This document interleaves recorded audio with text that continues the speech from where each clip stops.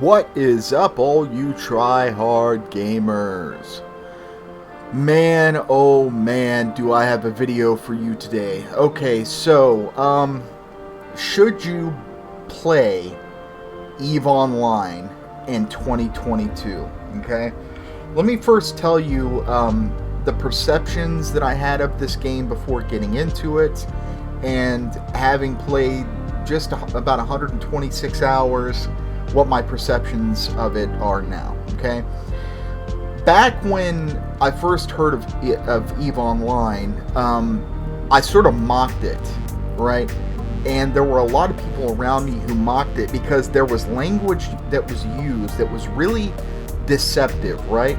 Like, you heard these stories of people buying ships for like $8,000 and stuff like that. Okay.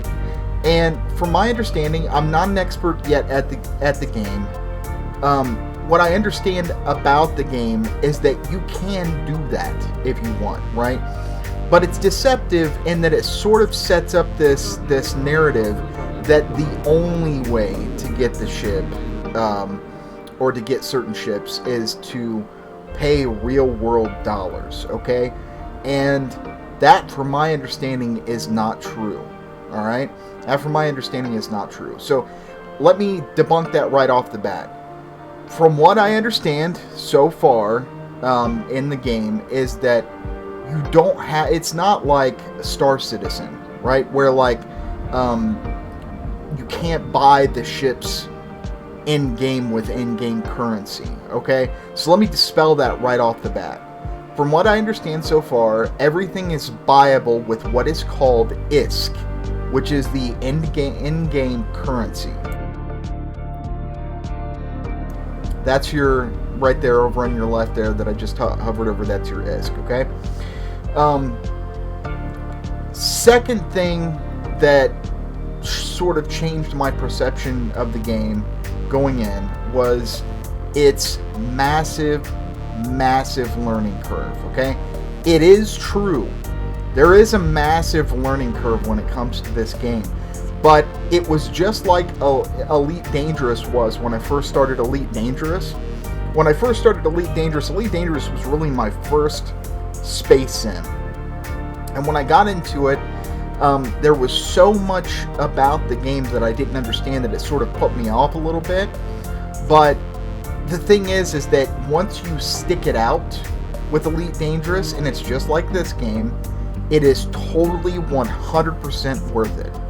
Absolutely worth it.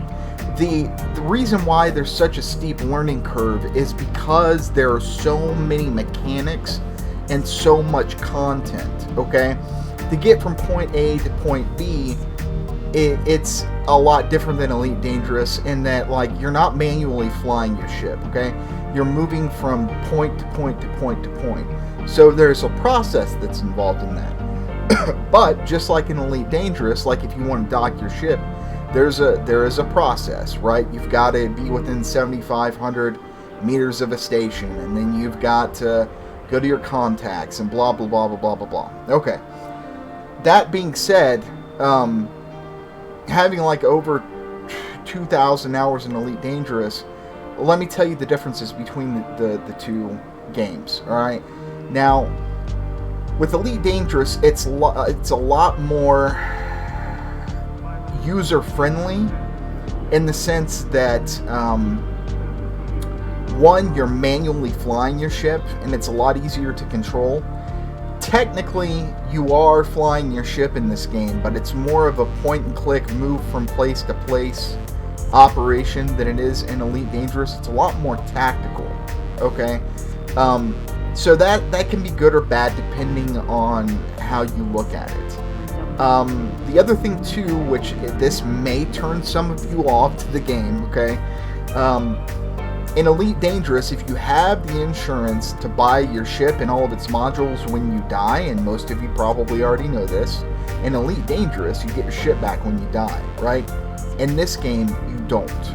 That's good for one of two reasons. One, it's good because it adds real world consequences to the game. It adds like real consequences. And two, when you do finally accomplish what you want to accomplish without having been blown up, you'll notice how fast your heart races, right? Like, me just being a noob at the game so far, I'm starting to get into like the meat of getting some ISK, right? Like, I'm playing with the market a little bit, and I'm doing some stuff that's finally being able to help me build my empire. But the thing is that, like, so for example, right now, I'm not at this moment, but in the current state of affairs, I'm doing what's called gas harvesting, which is a lot more profitable than regular ore farming.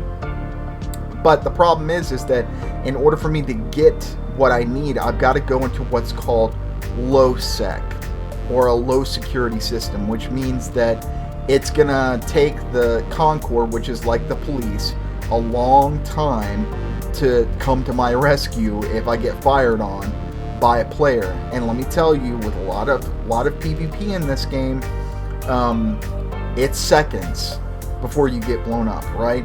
So I've got to go out there, I've got to sit there and harvest this gas, and then once I accrue what I need, I've got to make the jumps back to my system, which is sometimes 10, 11 jumps, and I could get blown up each time I hit a gate. Now, for some people, that puts them off, right? For me, I'm like, oh my god, I did it. The first time I made my first 20 million haul, it was a massive achievement, and then I just did it over and over and over and over again, and then you get used to the danger. Now, there's another maybe negative in your eyes, which is that there is no solo mode in this game, right? So it's not like Elite Dangerous where you can just plop on solo mode and then do what you want to do. There is danger around every corner. There is PvP everywhere, okay? So you want to keep that in mind. The different careers you can do, I'm trying to make this as short as possible. I know I'm ranting, but I just love this game so far. You can do bounty hunting, which is, from what I understand, you can actually go out and hunt other players that are wanted. You can do mining and industry. And the really cool thing about this is that mining is a lot different in this game, and that it's connected to industry, which means that you can actually create the different modules and the different things that are connected to the EVE world, right? Like, I could go out and I could harvest a crap ton of Veldspar, which is like one of the most common ores, and then turn it into something for industry, and then go to a planet where I have my industry set up, and like refine the stuff to make it into these things that other people are using for their ships to make stuff. And then there are blueprints, right? Tons of blueprints that you can use to like make ships and stuff like that. It's really, really cool. The exploration in this game is a lot more profitable than it is in Elite Dangerous. It is a lot less involved, right? Like, you're still going to the far out reaches of space and everything. But you're basically hacking these sites, and you have to go through like a little mini game to get the loot out of these cans. So I actually like exploration in this game a lot more than I do in Elite Dangerous. Now, you could do combat. There are tons of things that you can do with combat, running what are called abyssal sites, which is what I did in the very beginning of the game to get my first boost in ISK. That's really involved. And while I'm on the note of combat, I haven't really decided if I like the combat better in this game than I do in Elite Dangerous. In Elite Dangerous, they're kind of like apples and oranges, right? I like the idea of manually controlling my ship and being able to strafe and stuff like that. So, if you're not like, let me show you. I'll show you what I'm talking about. So I'm gonna undock here.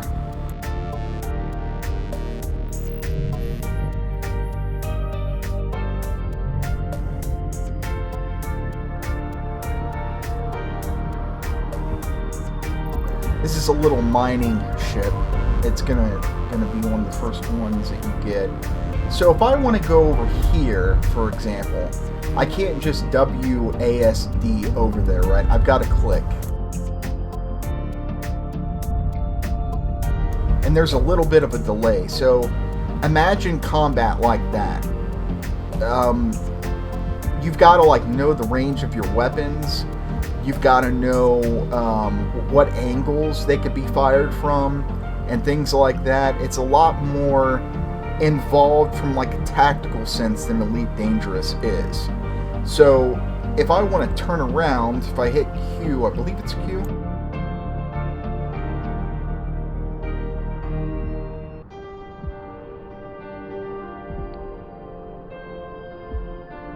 Yeah, there's something with the Q that I can't remember how to do. But you can like turn around with like a hotkey and things like that. So, I mean, it's not completely, it's not as if you're not in control of your ship. It's just, it's apples and oranges from Elite Dangerous. Apples and oranges. So, the breadth of this game is just so massive. Like, I would have to say that Elite Dangerous's universe is a lot bigger, just because of all of the different star systems that people still have not gone to since that game has been out. But I'll show you the star map.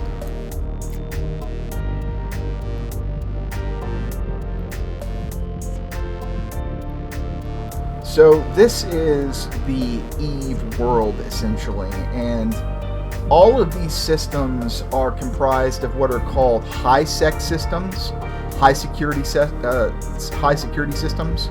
low-sec systems, which are low security systems, and null-sec systems, okay? And from what I understand, like that 001 right there, that's a null. That's a null. If we go up here to like a 0.02, that's going to be low-sec.